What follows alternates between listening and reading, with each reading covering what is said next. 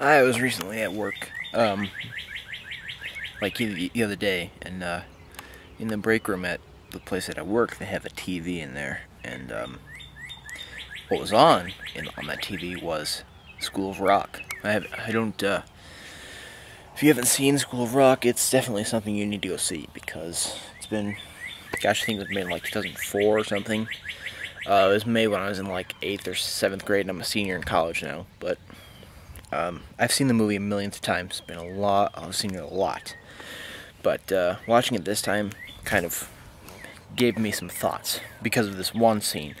If you don't know if you don't know what this movie is, here's an annotation right here, which will take you to the actual movie on YouTube, because people can actually upload movies to YouTube, but they're in parts. So if you go to this annotation right here, you'll be taken to the first part of the movie, or if you can even Netflix it if you wanted to, I think, and you can start there. And then even if you don't want to watch the movie, there's another annotation right here which takes you to the scene that I'm gonna talk about here, because the one that I'm talking about here is what's going on in this movie. Is there's this guy named Dewey Finn who has this dream of being a rock star and being in a band and making it and stuff like that, and being a successful rocker, pretty much. And what's basically going on here is he's having a hard time with this. His band kicks him out of the band that he himself set up, and he himself set up this band. He gets kicked out of it, and he's having a hard time in his life. And he lives with this guy named Ned Schneebly, and they want him and his girlfriend want Dewey to pay rent, and he doesn't have any money, and he wants a new band.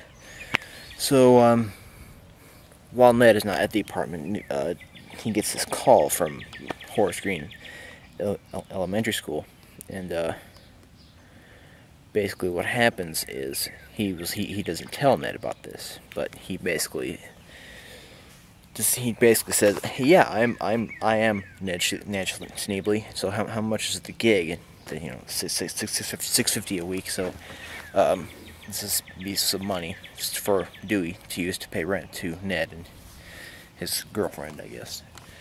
So Dewey decides to take this job as a fraudulent teacher who is not even a teacher at all, and because one teacher at that school broke her leg, I guess, and he gets there. He starts teaching. He doesn't really teach these kids. He sits in his chair and he's like, "Go have recess, do whatever." But then what happens on the second day?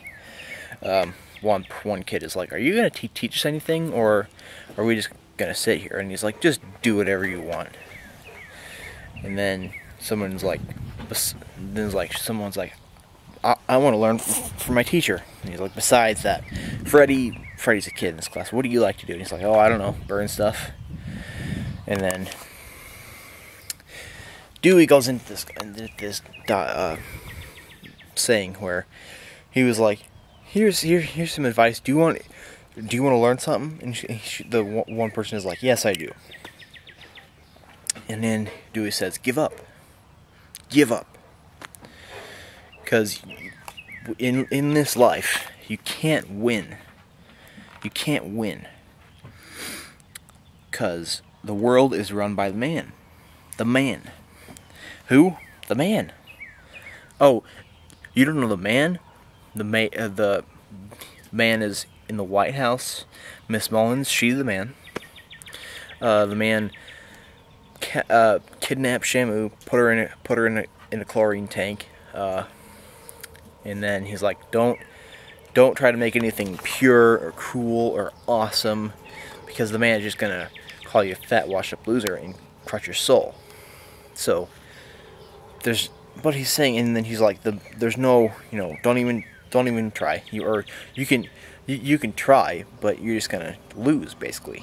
And then he's like, just give up, because there's no way of overcoming this man. And then he even says, there was a way to stick it to the man. It was called rock and roll, but then, oh no, the man ruined that too.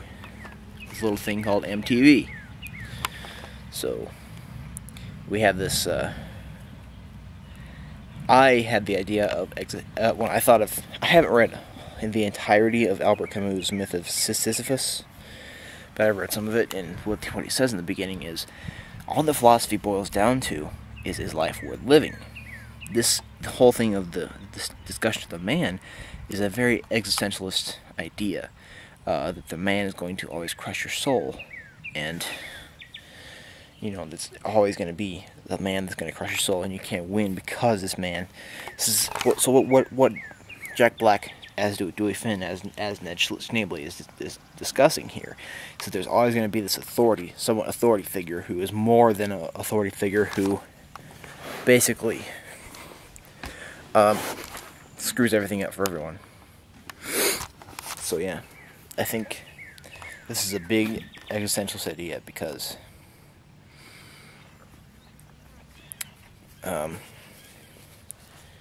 this is a idea of suffering where there's no real reason for life, because if you're going to try to make anything good for yourself, or if you're going to try, the man's just going to crush all that. I mean, I've seen this movie a million times, but I just want to think about this.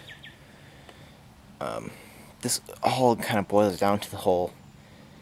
This all kind of brings me back to the whole antinatalism thing here too.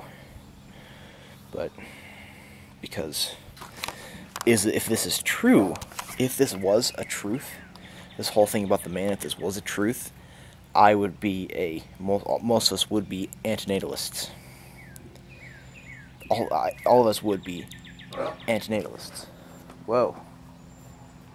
The dog just puked. It's kind of ruining the video here. But anyway, if this whole thing that Jack Black is talking about here, if that was truth, then we would all be antinatalists. We would realize that there's endless suffering, and that we really can't get beyond the suffering, and then we would be against creating any more lives to endure the same thing from this man. But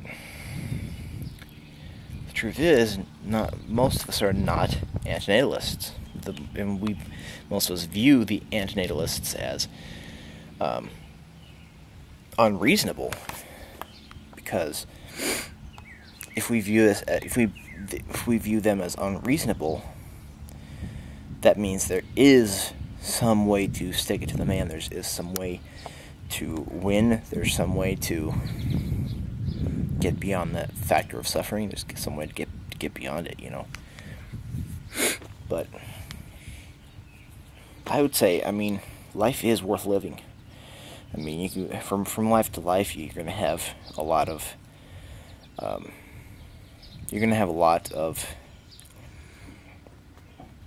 suffering, but in a few certain lives, there's going to be too much suffering to the point where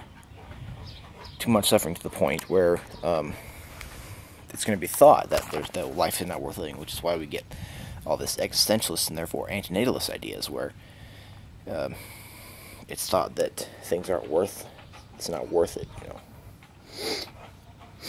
But I would say that I have to disagree with Dewey Finn in this movie. I'd have to disagree with Dewey's position here, because there is a way to win. There is a way to be happy. There is ways to be happy. There's ways to succeed. There's ways to stick to the man. There's ways to make things better. And this is why there's a small amount of antinatalists in the world.